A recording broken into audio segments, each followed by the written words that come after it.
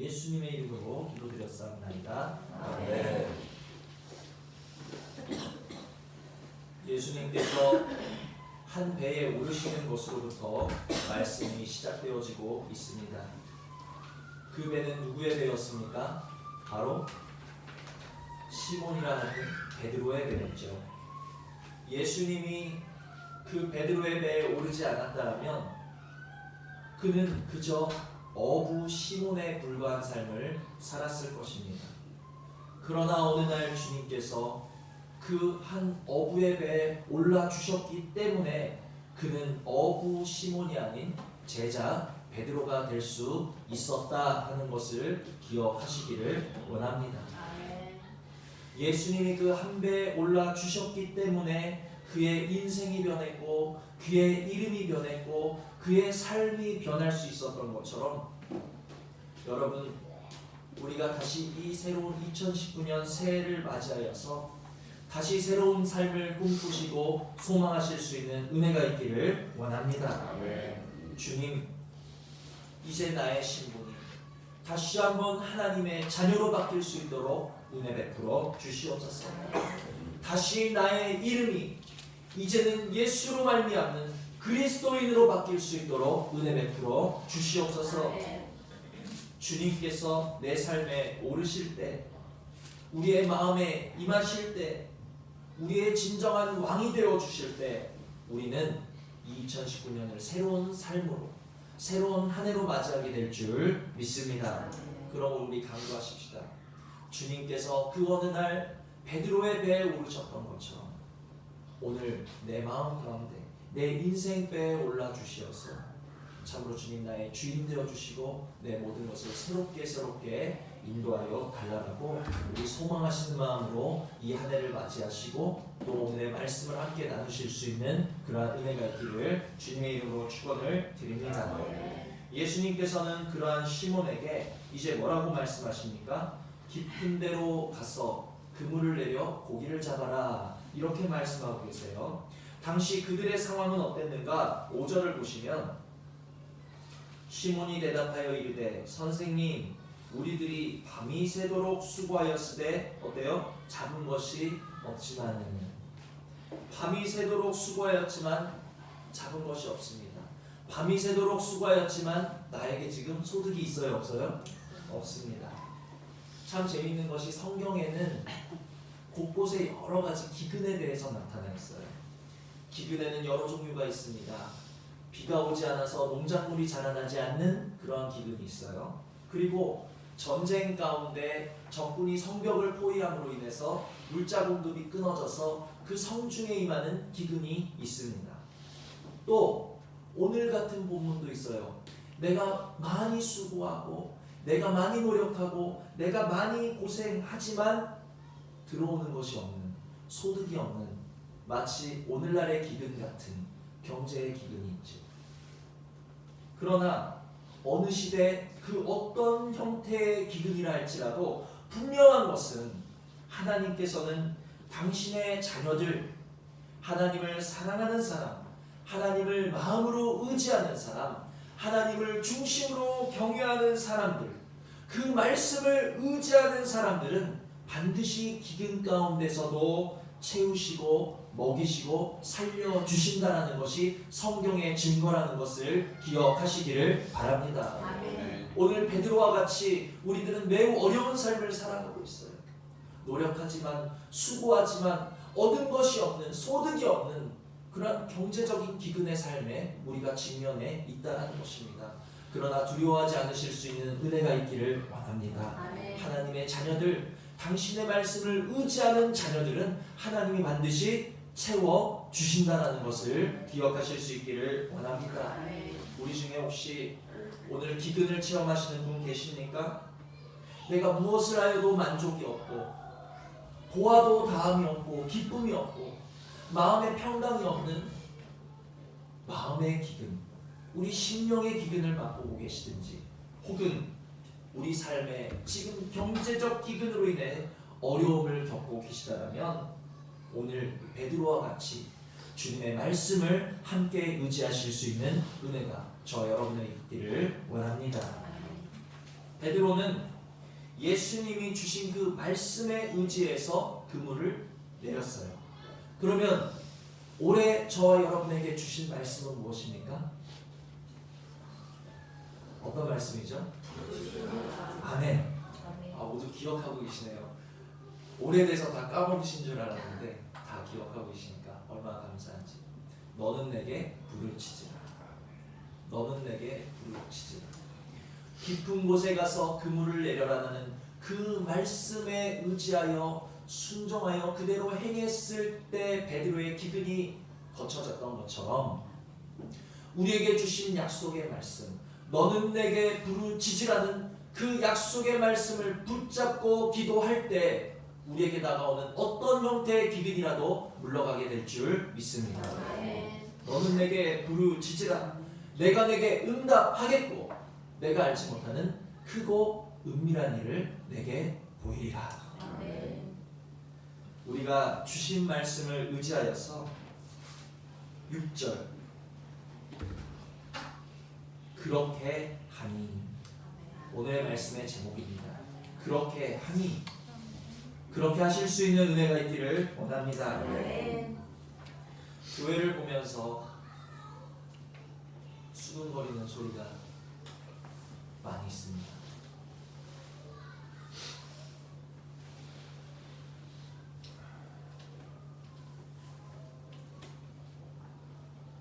수근거리는 소리를 많이 들었어요. 거기는 안 돼. 왜 그런 곳으로 갔어? 거기는 사람이 올 수 없어. 거기서는 너희가 부흥할 수 없어.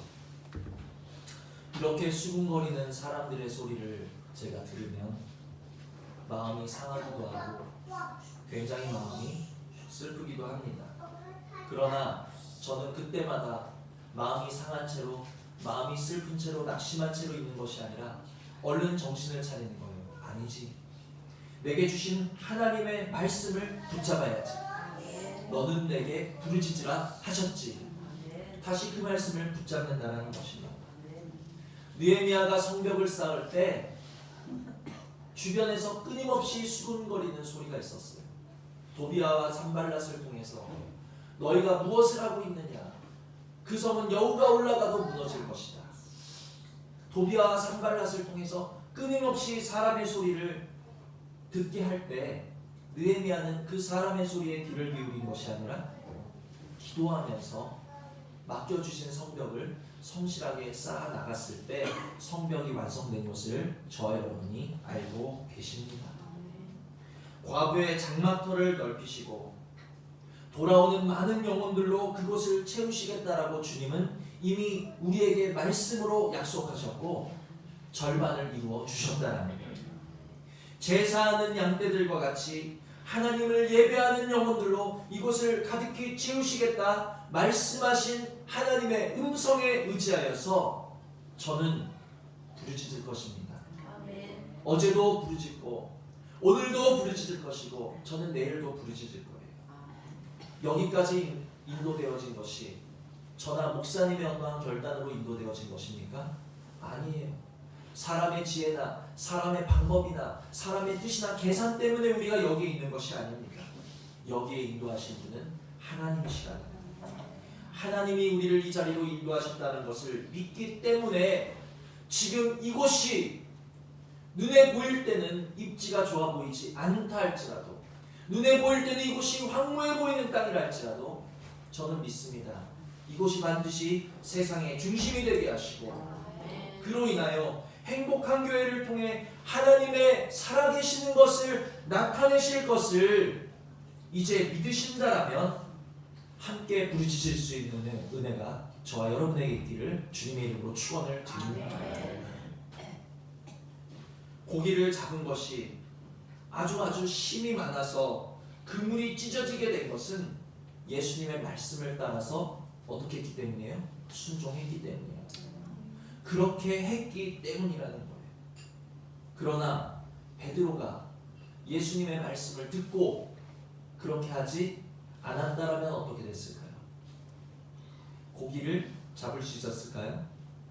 고기를 잡지 못하는 것은 물론이고 고기를 잡고 안 잡고가 중요한 것이 아니라 지금 내 배에 올라타셔서 말씀하신 그분이 살아계신 하나님이셨다는 사실을 베드로는 몰랐을 거예요.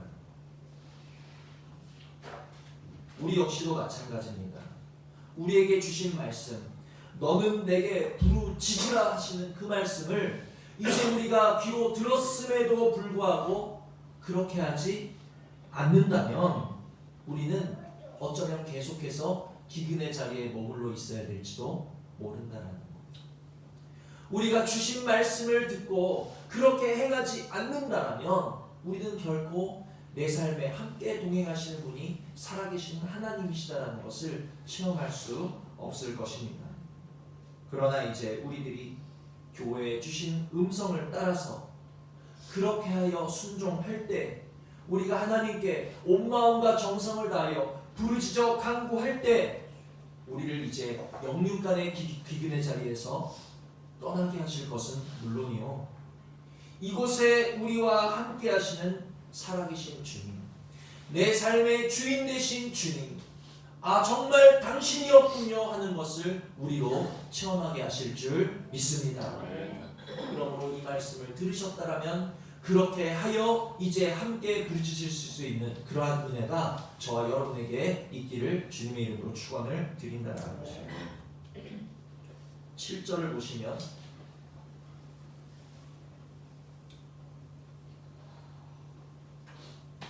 이에 다른 배에 있는 동무들에게 손짓하여 와서 도와달라 하니 그들이 와서 두 배의 채움에 잠기게 되었더라. 잠기게 되었더라. 이 말씀이 얼마나 좋은지, 잠길 만큼 차고 넘치게 하셨더라. 우리가 주신 말씀 따라 부르짖을 때 교회가 잠길 만큼 예배하는 영혼들로 차고 넘치게 하실 줄 믿습니다. 우리가 부르짖을 때 우리 영혼에 정말 차고 넘치는 만족과 소망과 기쁨으로 채워주실 것을 믿습니다.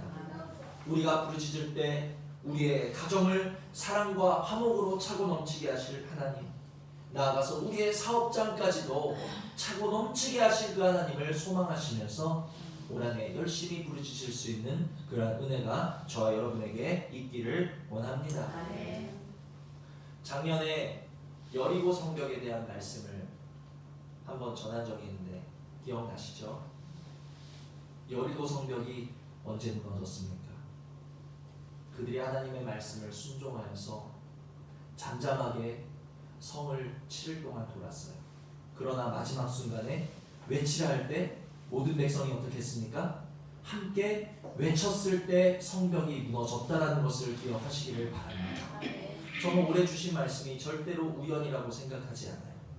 우리가 그동안 많이 돌았고 이제는 외칠 때가 되었기 때문에 하나님이 외치라 하시는 이 말씀에 우리가 순종하여서 모든 성도들이 함께 외칠 때 우리 삶에 어떤 종류의 여리고라도 무너져 내리는 역사가 있을 줄 믿습니다. 그것을 믿는 믿음으로 함께 소리 높여 부르짖어 외치실 수 있는 주님의 구원을 맛보실 수 있는 그러한 은혜, 차고 넘치게 하실, 잠기게 하실 주님의 은혜가 우리 삶에 임할 것을 소망하시면서 이것을 소망하신다면 이제 함께 부르짖을 수 있는 그러한 은혜가 있기를 원합니다.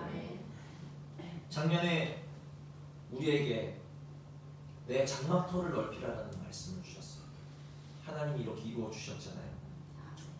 올해 주신 말씀은 그 말씀의 연장선에 있다는 것을 기억하시기를 바랍니다. 그래서 저는 너무너무 기대가 되는 거예요. 하나님께서 어떻게 이루시고 또 얼마나 크고 은밀한 일을 보여주실지 저는 너무너무 설레고 기대가 됩니다. 비록 주변에서 계속 수군거리는 소리가 끊이지 않고 때로는 사람의 소리가 어떠한 세상의 모습이 저를 낙심시키고 힘을 빠지게 하고 에휴 기도해서 뭐해 역시나 에휴 하나님이 하시겠어? 그러나 사람을 보며 세상을 볼 때는 만족함이 없을 뿐더러 기운이 빠질 수밖에 없다라는 것을 기억하시면서 사람을 보지 마시고 세상을 보지 마시고 오늘 주시는 하나님의 말씀을 보시면서 붙잡으실 수 있는 은혜가 있기를 원합니다. 우리에게 주신 말씀을 반드시 이루실 것을 저는 믿어요. 그런데 우리에게 주신 이 말씀을 이루실 때 우리에게 두 가지 현상이 순차적으로 일어나게 될 것입니다. 두 가지 현상이요. 어떤 현상인가? 첫 번째는 자 8절을 보시면 다 같이 읽습니다. 시작. 시몬 베드로가 이를 보고 예수의 무릎 아래 엎드려 이르되 주여 나를 떠나소서 나는 죄인이로소이다 하니. 아멘. 이게 무슨 말입니까? 지금 예수님이 말씀하신 대로 그물을 던져서 많은 물고기를 잡았는데 대뜸 한다는 말이 주여 나를 떠나소서 나는 죄인이로소이다. 왜 그런 거예요? 구절을 보니까 이는 나를 떠나소서라고 말한 이유는, 나는 죄인이다라고 말한 이유는, 이는 자기 및 자기와 함께 있는 모든 사람이 고기 잡힌 것으로 말미암아 어떻게 해요? 놀랐다는 거예요. 이것은 예수님의 말씀을 어떻게 했다는 거예요? 믿었다라는 거예요? 믿지 않았다는 거예요? 믿지 못했다라는 거죠. 그래, 말씀대로 그물을 던지라니까 한번 던져보지 뭐. 기대 없이, 소망 없이 말씀을 따라 행하기는 했지만 정말 고기가 잡히겠어 하는 믿음 없이 그물을 던진 자신의 모습을 보게 됐다는 것입니다. 올해 저는 믿습니다.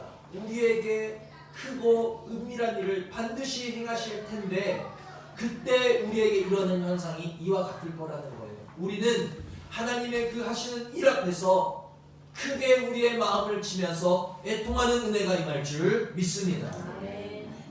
주님이 부르짖으라 해서 부르짖었는데 정말 큰 일을 행하실 줄은 몰랐어. 정말 은밀한 일을 우리에게 보이실 줄은 몰랐어. 정말 제사하는 양떼와 같이 영혼들로 이곳을 가득 채우실 줄은 나는 몰랐어. 그때가 되면 우리가 차고 넘치게 하심으로써 교회의 어떤 그런 교만이 행해지는, 하나님이 우리에게 이렇게 하셨지, 뭔가 우리에게 주신 것들로 인해서 교만해지는 날이 아니라 하나님의 말씀이 이루어지는 그날은 우리가 교만해지는 날이 아닌 도리어 하나님 앞에서 참된 겸손을 맛보게 되고 나의 할 수 없음을 깨닫게 되고 내 믿음 없음을 보게 됨으로 말미암아 우리가 가슴 치는 날이 될 줄 믿으시기를 바랍니다. 그날이 속히 오기를 원합니다.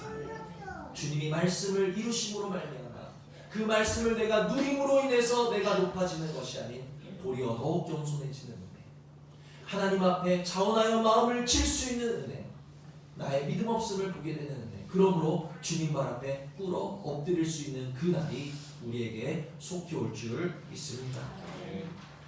이것이 첫 번째 현상이에요. 두 번째 현상은 무엇입니까? 11절을 보시면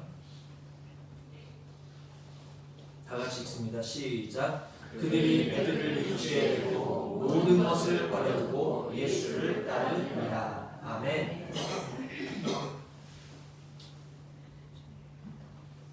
주님의 말씀을 따라서 부르짖음으로 인해 우리를 부흥케 하시고 크고 은밀한 일을 이루시는 날은, 그날은 우리가 여리고의 승리에 취해서 아간과 같이 실수하고 범죄하게 되는 날이 아니라는 것을 기억하시기를 바랍니다. 가나안 정복이 끝난 후에 자기 소견에 옳은 대로 살아가는 그 사사기와 같은 어두운 날이 우리에게 오는 것이 아니라는 것을 기억하시기를 바랍니다. 그날 하나님이 말씀을 이루시는 그날, 하나님이 우리를 높이시는 그날, 하나님이 우리를 부흥케 하시는 그날, 크고 은밀한 일을 보여주시는 그날은 내 믿음 없음을 고백하게 되는 날이고 내가 가슴치며 주님 앞에 엎드리게 되는 날이고 모든 것을 버리고 예수를 따르는, 예수를 진정한 나의 왕으로 모시고 따르게 되는 그러한 날이 될 줄 믿습니다. 그날이 속히 오기를 소원합니다. 그날이 속히 오기를 위해서 우리 소망하시면서 함께 부르짖으실 수 있는 그러한 은혜가 있기를 주님의 이름으로 축원을 드린다는 것이죠. 말씀을 정리합니다. 예수님께서 시몬의 배에 오르심으로 인해서 그의 삶이 새로워진 것처럼 베드로가 처음부터 예수님을 첫눈에 알아보고 그가 좋아서 모든 것을 버려두고 따라갔던 것이 아니잖아요. 예수님이 그 배에 오르지 않았더라면 시몬이 베드로가 될 수 없었던 것처럼 한 해를 새롭게 맞이하는 우리의 마음에 다시 한번 예수님을 맞아들이실 수 있는 그러한 은혜가 있기를 축원드립니다. 주님, 내 마음에 오셔서 내 영혼 가운데 임재하여 주시옵소서. 나를 다시 한번 새롭게 하여 주시옵소서. 묵은 것은 지나간 모든 것은 벗어버리고 이제 주님을 따라가는 올 한 해 될 수 있도록 은혜 내려달라고 새로워지기 위해 예수님을 모셔드릴 수 있는 그러한 은혜가 있기를 원합니다. 예수님의 말씀대로 그렇게 하여서 기근에서 벗어난 베드로와 같이 우리도 올 한 해 우리 안에 계신 주님께서 우리 가정과 교회에 주신 말씀을 따라 하나님께 부르짖음으로 인해 영적인 육적인 모든 기근에서 벗어나실 수 있는 은혜가 있기를 축원드립니다. 마지막으로 하나님의 약속이 이루어지는 그날은 우리가 높아지고 교만하여지고 자랑하게 되는 날이 아니요 도리어 나의 믿음 없음을 깨닫게 되며 진정으로 겸손하여지며 진정으로 애통하여지며 예수를 참으로 나의 왕으로 모시게 되는 그날이라는 것을 기억하셔서 그날이 올 것을 속히 올 것을 사모하시는 마음으로 소망하시는 마음으로 우리가 부르짖음의 은혜를 날마다 구하셔서 말씀 붙잡고 부르짖으실 수 있는 그러한 은혜가 있기를 축원을 드립니다. 이 올 한 해도 올해 주신 이 말씀, 오늘 주신 이 말씀을 붙잡고 끊임없이 기도하셔서 하나님이 예비하신 이 모든 것들의 회복이, 모든 부흥이, 모든 종류의 기근이 물러가는 것을 우리가 체험하여짐으로 주님을 온전한 나의 삶의 왕으로 모셔드릴 수 있는 그런 은혜가 우리 교회와 가정에 임하기를 주님의 이름으로 축원을 드립니다. 들으신 말씀 생각하시면서 잠시 기도하시겠습니다.